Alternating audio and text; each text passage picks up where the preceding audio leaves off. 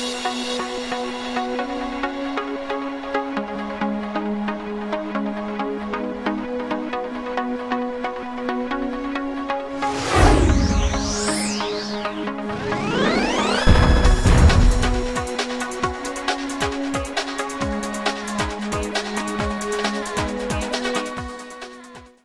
you having any health problems and looking for the right solution?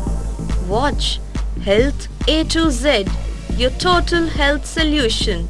Get your all health problems solved by our specialist doctors.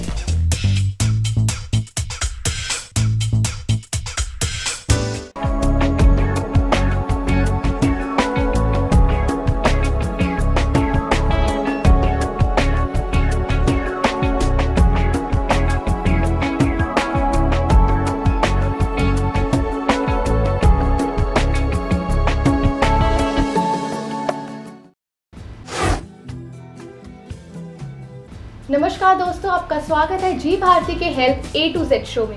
आज हमारे साथ है doctor colonel B Kalra, जो कि एक प्रसिद्ध हृदय रोग विशेषज्ञ है और राष्ट्रीय सचिव है इंडियन एकेडमी ऑफ इकोकार्डियोग्राफी के। सर, आपने अभी भारत में हुए 16वें विश्व सम्मेलन में अपनी महत्वपूर्ण भूमिका अदा की, जहां 2000 हृदय रोग विशेषज्ञ और अन्य डॉक्टर आए थे विश्व के कोने कोने से।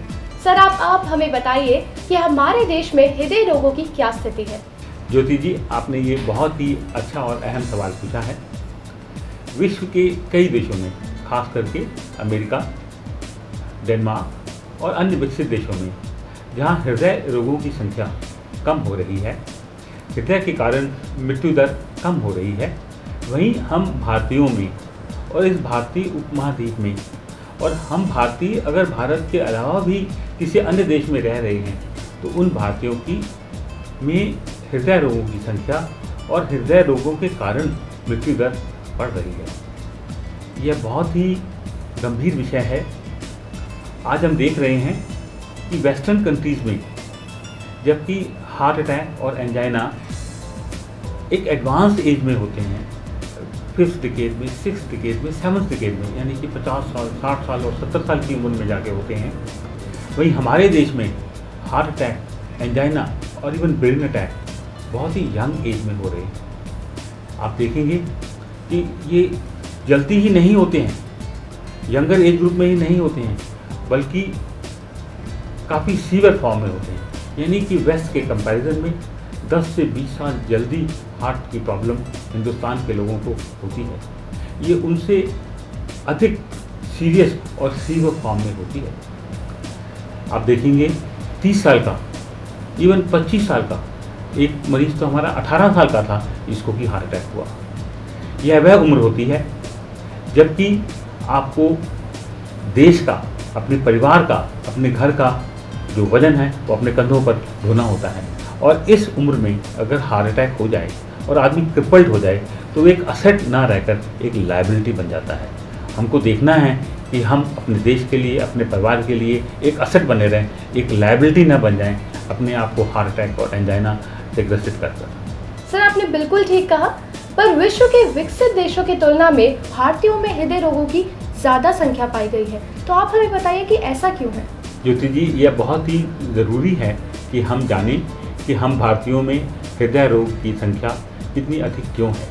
अगर हम उन कारणों को जानेंगे तो हम कोशिश कर सकेंगे उन कारणों को दूर करने के लिए। इसमें से एक कारण ऐसा है जिसको कि शायद हम कुछ नहीं कर सकते, वो ये है कि हम भारतीयों का शरीर वेस्टर्न कंट्रीज़ के मुकाबले में थोड़ा छोटा होता है। अगर हमारा शरीर छोटा है तो हमारी धमनियाँ भी छोटी होती हैं, और इसलिए नैरो धमनियाँ होने की वजह से, नैरो आर्टरीज होने की वजह से वो जल्दी क्लॉग हो सकती हैं। लेकिन इसके अलावा बहुत से कारण हैं जिनको कि हम मॉडिफाई करके यह बीमारी को कम कर सकते हैं। हमारा खान पान इसमें बहुत हद तक रिस्पॉन्सिबल है। दूध, दही, मक्खन, मलाई, आइसक्रीम, ये है वो चीज़ें जो कि हम हर दिन खाते हैं। देश के किसी हिस्से में भी चले जाइए, मक्खन और देसी घी आपको हर जगह मिलेगा। आपको मिष्ठान भंडार मिलेंगे जहाँ पर कि देसी घी की मिठाइयाँ बनती हैं। देसी घी क्या है? देसी घी एक कंसनट्रेटेड कोलेस्ट्रॉल है। बर्फ़ी या देसी घी या मक्खन, मलाई या खोए से बनी मिठाइयाँ क्या हैं? ये कंसनट्रेटेड कोलेस्ट्रॉल है।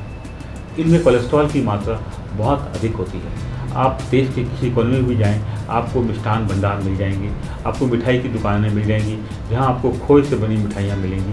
ये खोए से बनी मिठाइयाँ एक कंसनट्रेटेड पॉइजन है, उसके अलावा और कुछ नहीं है। जब आप दही को छोड़कर फैट से भरा दूध लेते हैं, मक्खन खाते हैं, मलाई खाते हैं, आइसक्रीम खाते हैं, बर्फ़ी, जलेबी, समोसा, कचौड़ी, पूड़ियाँ खाते हैं, तो आपके पेट में वो फैट जाता है जो कि आपकी धमनियों को ब्लॉक करता है। बहुत कम लोग हैं जो मिठाइयों को छोड़कर फल फ्रूट की तरफ आकर्षित होते हैं। हमारे देश में चाहे किसी का जन्म हो, चाहे शादी हो, चाहे मरण हो, आप हमेशा देखेंगे कि इस तरह के पदार्थ, चाहे वो पूड़ी हो, चाहे वो मिठाइयाँ हों, अक्सर खाए जाते हैं जो कि हमारी धमनियों को ब्लॉक करते हैं। ये तो एक कारण हुआ। दूसरा कारण है स्मोकिंग, बीड़ी, सिगरेट, तंबाकू, यहाँ तक कि हुक्का देश के कोने कोने में पिया जाता है। गांव है तो हुक्का और बीड़ी, शहर है तो सिगरेट और तंबाकू खाना। अगर आप सेवन तंबाकू का स्मोकिंग के ज़रिए नहीं कर रहे हैं तो तंबाकू खाना एक दूसरा महत्वपूर्ण कारण है। कहीं भी चले जाएं लोग तंबाकू खाते हैं, कहीं भी चले जाएं आप वो देखेंगे कि ये धूम्रपान करते हैं। ये धूम्रपान एक मेन कारण बनता है हार्ट अटैक और एंजाइना का। तीसरा मुख्य कारण है फिजिकल इनएक्टिविटी। जब हम लोग छोटे थे, मुझे याद है हम अपने घर से स्कूल पैदल जाया करते थे, जो कि करीब 5 किलोमीटर दूर था, या साइकिल पर जाया करते थे। जब हम स्कूल साइकिल पर जाते थे तो जो हमने सुबह नाश्ता या ब्रेकफास्ट किया हुआ था वो हजम हो जाता था। पैदल जाएं तो, साइकिल पर जाएं तो।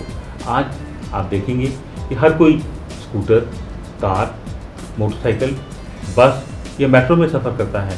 जब आप मेट्रो में सफ़र करते हैं, जब आप कार में सफ़र करते हैं, जब आप स्कूटर में सफ़र करते हैं तो आप अपना फैट बर्न नहीं करते हैं, आप बर्न करते हैं पेट्रोल। तो हमको बेसिकली अपना फैट बर्न करना है, पेट्रोल नहीं। अगर हम फैट को बर्न नहीं करते हैं, फिजिकल एक्टिविटी नहीं करते हैं, तो हमारा वज़न बढ़ता है, हमारा कोलेस्ट्रॉल बढ़ता है, हमारा ट्राइग्लिसराइड बढ़ता है, हमारा HDL या अच्छा कोलेस्ट्रॉल कम होता है, हमको ओबेसिटी हो जाती है, हमको डायबिटीज़ हो जाती है, हमको ब्लड प्रेशर हो जाता है और अल्टीमेटली ये हार्ट अटैक या एंजाइना का कारण बनता है। तो इन सब कारणों से हमको मुक्त रखना है, तभी हम हार्ट अटैक या एंजाइना से बच सकते हैं। अब समय हो गया एक छोटे से ब्रेक का, और ब्रेक के बाद हम जानेंगे हृदय रोग को जानने की नई तकनीक के बारे में, जो कि गुड़गांव में भी उपलब्ध है। तो बने रहिए हमारे साथ।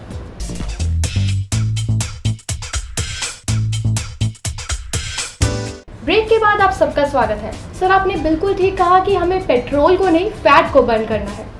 तो सर, क्या इस विश्व सम्मेलन में हृदय रोग को जानने की नई तकनीक के बारे में भी कोई विचार विमर्श हुआ?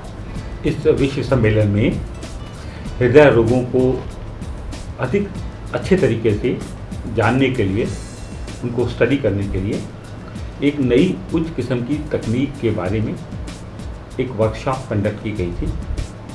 सामान्यतः इकोकार्डियोग्राफी में अल्ट्रासाउंड वेव से हम हृदय रोगों के बारे में जानने की कोशिश करते हैं और ये एक बहुत ही उम्दा तकनीक है, लेकिन इसको और आगे उन्नत बनाया गया है और यह संभव हो सका है कंट्रास्ट इकोकार्डियोग्राफी से।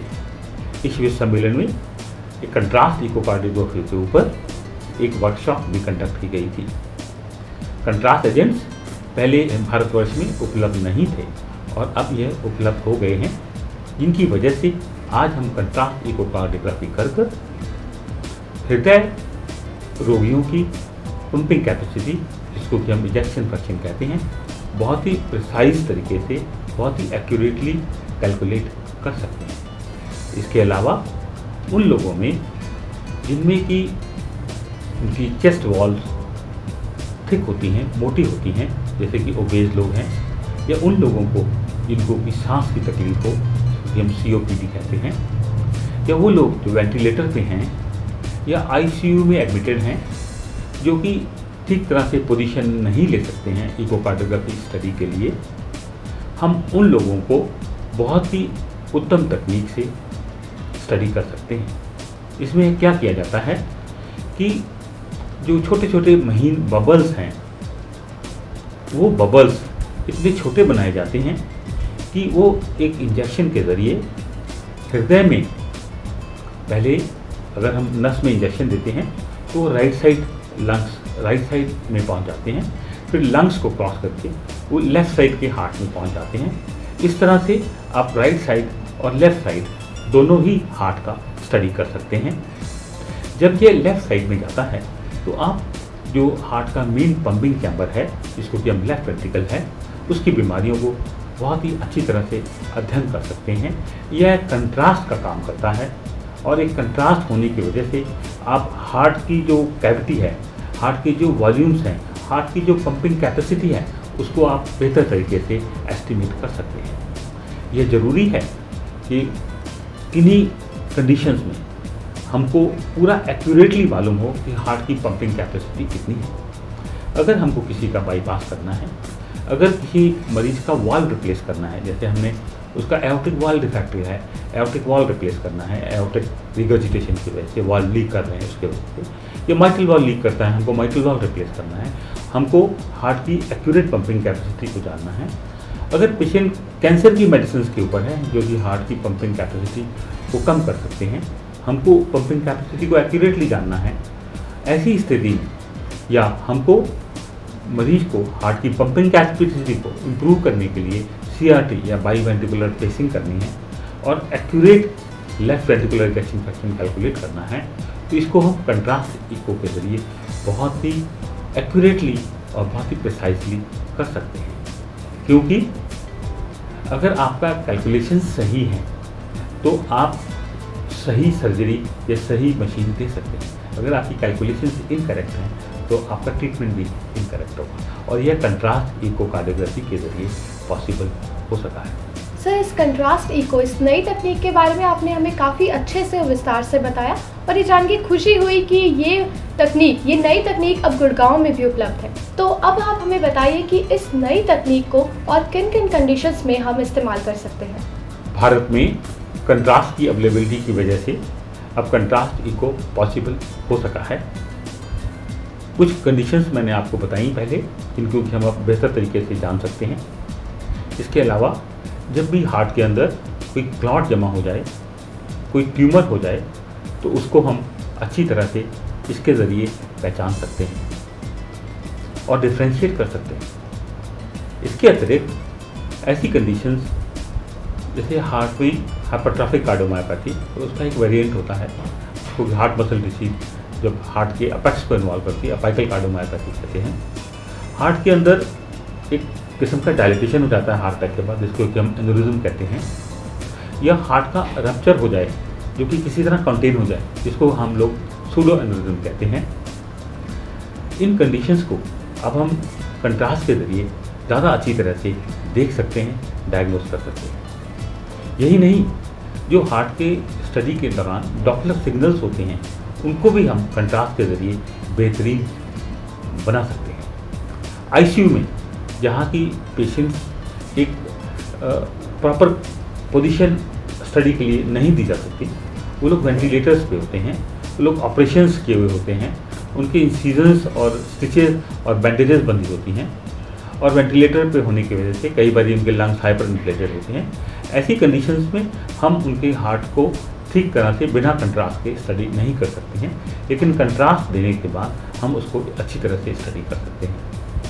यही नहीं, रेस्टिंग ECG, रेस्टिंग इको के अलावा हम एक्सरसाइज में भी इसका इस्तेमाल कर सकते हैं, यानी कि ट्रेडमिल को या स्ट्रेस इको को भी कंट्रास्ट के साथ कंबाइन कर सकते हैं, और कंबाइन करने की वजह से हम जो हार्ट के अंदर उस पोर्शन में जिसमें हार्ट की आर्टरीज में ब्लॉक होने की वजह से ब्लड सप्लाई ठीक तरह से नहीं जा रही है, उनका अध्ययन बेहतरीन तरह से कर सकते हैं। जिस पोर्शन में ब्लड सप्लाई ठीक नहीं जाती है, वो उसका मूवमेंट कम हो जाता है या बिल्कुल बंद हो जाता है, उसको हम हाइपोकाइनेसिया या एकाइनेसिया या गलत दिशा में जाने लगता है, डिस्काइनेसिया बोलते हैं। इसको हम कंट्रास्ट के ज़रिए बहुत अच्छी तरह से देख सकते हैं। अगर कोई आर्टरी पूरी तरह ब्लॉक है तो ये कंट्रास्ट एजेंट हार्ट के उस हिस्से में नहीं जाएगा, तो हम वहाँ पर परफ्यूजन डिफेक्ट या एक इको फ्री स्पेस देख सकते हैं, वहाँ ये कंट्रास्ट नहीं पहुंचता है। तो मायोकार्डियल कंट्रास्ट इको से हम हार्ट की जो मसल है, हार्ट अटैक की वजह से जो पोर्शन अफेक्ट हुआ है उसको भी देख सकते हैं। और अगर नैरोइंग की वजह से वहाँ पर डिलेड परफ्यूजन होता है, वहाँ पर ब्लड देरी से पहुँचता है, तो वो भी हम बहुत अच्छी तरह देख सकते हैं। तो हमने देखा कि कंट्रास्ट इको से हम इजेक्शन फ्रैक्शन अच्छी तरह से कैलकुलेट कर सकते हैं, प्रिसाइजली कैलकुलेट कर सकते हैं। ऐसे लोगों को जिनमें कि हार्ट क्लियरली नहीं दिख रहा है, इकोकार्डियोग्राफी के ऊपर कंट्रास्ट के यूज़ से उसको हम बेहतरीन तरीके से देख सकते हैं। ट्यूमर्स को, क्लॉट्स को हम अच्छी तरह से पहचान सकते हैं। हार्ट अटैक और एंजाइना को हम बेहतर तरीके से जान सकते हैं। तो हमने देखा कि कंट्रास्ट इको के ज़रिए, इस नई टेक्निक के ज़रिए हम हार्ट की पंपिंग कैपेसिटी को बहुत ही एक्यूरेटली असेस कर सकते हैं और उसके ज़रिए bypass, valve replacement, pacemaker, CRT की टाइमिंग्स को बहुत ही अच्छी तरह से डिसाइड कर सकते हैं। क्लॉट्स और ट्यूमर्स में डिफ्रेंशिएट कर सकते हैं। हार्ट मसल्स की diseases like apical cardiomyopathy, non compaction और इसी तरह हार्ट के एंडोरिज्म्स और सूडो एंडोरिज्म्स को अच्छी तरह से देख सकते हैं। यहाँ तक कि इसको हम ट्रेडमिल के साथ कंबाइन कर स्ट्रेस कंट्रास्ट इको कर सकते हैं और हार्ट के अंदर ब्लॉक्स को और एंजाइना को बहुत ही अच्छी तरह से स्टडी कर सकते हैं। हार्ट का परफ्यूजन भी देख सकते हैं, हार्ट की कैविटी या लेफ्ट वेंट्रिकुलर जो ओपेसिफिकेशन है वो भी देख सकते हैं। अभी हमने जाना नई तकनीक कॉन्ट्रास्ट इको के बारे में और अब समय हो चला एक छोटे से ब्रेक का। और ब्रेक के बाद हम जानेंगे कि क्या है हृदय की और बीमारियां और कैसे बचा जा सकता है उन्हें। तो बने रहिए हमारे साथ।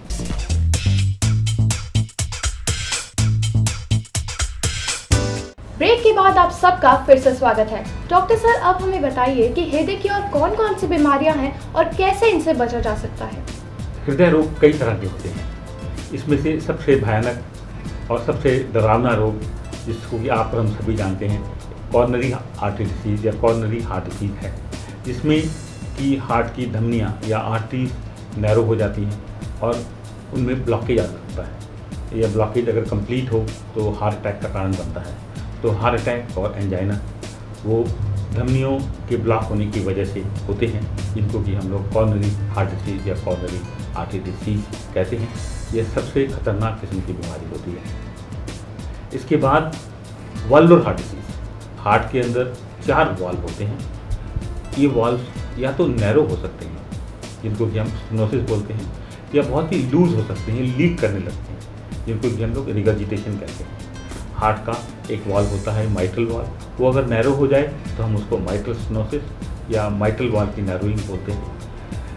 इसी तरह अगर एओर्टिक वाल्व नैरो हो जाए तो हम उसको एओर्टिक स्टेनोसिस बोलते हैं। यह अक्सर या तो पैदाइशी हो सकता है या बाद में किसी बीमारी की वजह से, जैसे कि बाइकस्पेड एओर्टिक वाल्व या रोमैटिक वाल्व या किसी और वजह से हो सकता है। इसी तरह जो अन्य वाल्व हैं, aortic stenosis, aortic regurgitation, mitral stenosis, mitral regurgitation, tricuspid stenosis, tricuspid regurgitation, pulmonary stenosis, pulmonary regurgitation, यानी कि ये चारों वाल्व या तो नैरो हो सकते हैं या लीक हो सकते हैं। नैरो हो गए हैं तो हम उसको स्टेनोसिस बोलते हैं, लीक हो गए हैं तो हम उसको रिगर्जिटेशन बोलते हैं। इसका मेन कारण हिंदुस्तानियों में रोमैटिक हार्ट डिसीज है। विश्व के कुछ देशों में रोमैटिक हार्ट डिसीज काफ़ी रैपिडली कम हो रहा है, जबकि हमारे देश में अभी भी विलेजेस में इनकी संख्या बहुत अधिक है। और ये इनका ट्रीटमेंट वॉल्व डिफेक्ट होने की वजह से इनका वॉल्व सर्जरी करनी पड़ती है, या बैलून से खोलना पड़ता है नैरोड वॉल्व को, या वॉल्व रिप्लेस करना पड़ता है, या वॉल्व को रिपेयर करना पड़ता है, जो कि कॉस्टली टेक्निक है। अगर इसको हम प्रिवेंट कर सकें किसी तरह तो एक बहुत बड़ी सेवा होगी। तो अगर हम इन बीमारियों को प्रिवेंट कर सकें तो इनके लिए वॉल्व बदलने की और एक कॉस्टली ट्रीटमेंट की ज़रूरत नहीं होगी।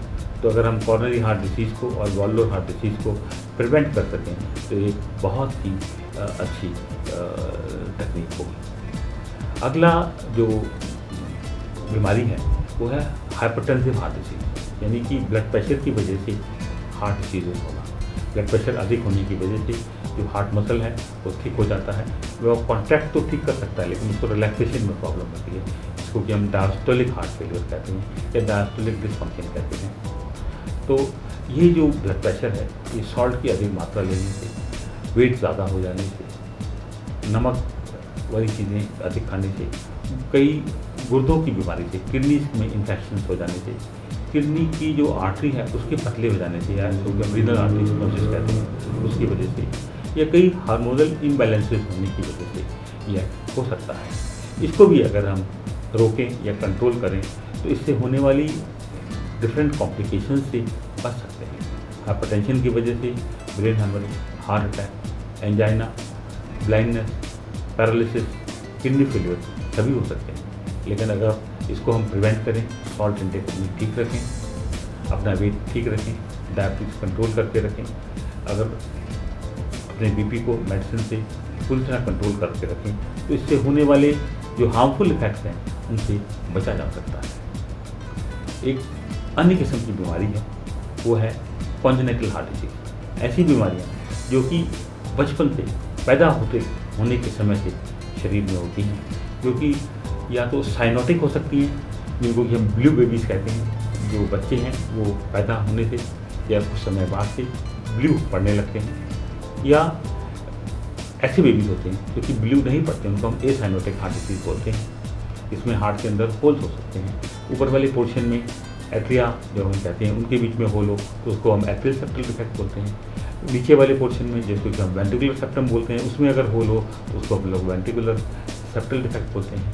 कुछ कॉम्युनिकेशंस अगर हार्ट के चैम्बर्स के आपस में एबनॉर्मल परसिस्ट करें, जैसे कि डक्ट होती है, पेटेंट डक्ट ऑफ आर्टेरियोसिस कहते हैं हम उसको, यहाँ की डक्ट जो है वो नॉर्मली बंद हो जाती है, ऐसी स्थिति में वो बंद नहीं होती, पेटेंट रहती है, ये भी एक हार्ट की बीमारी का कारण बनती है। तो हमने देखा कि coronary heart disease, valvular heart disease, hypertensive heart disease, congenital heart disease, कई किस्म की बीमारियां हो सकती हैं। इसके अलावा नॉर्मली हम लोगों की पल्स 72 के आसपास होती है 1 मिनट में, लेकिन यह पल्स कभी तेज़ हो सकती है, कभी स्लो हो सकती है।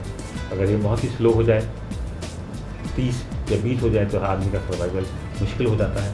और यूजुअली ब्लॉक्स इनका कारण होते हैं कि जो एक्सट्रीम ब्रेडिकार्डिया है ये हार्ट ब्लॉक्स की वजह से हो सकता है, जैसे कि कॉन्जेनिटल कंप्लीट हार्ट ब्लॉक या एक्वायर्ड हार्ट ब्लॉक या सिक्स साइनस सिंड्रोम की वजह से हो सकता है, या हार्ट की गति बहुत ही तेज़ हो जाए।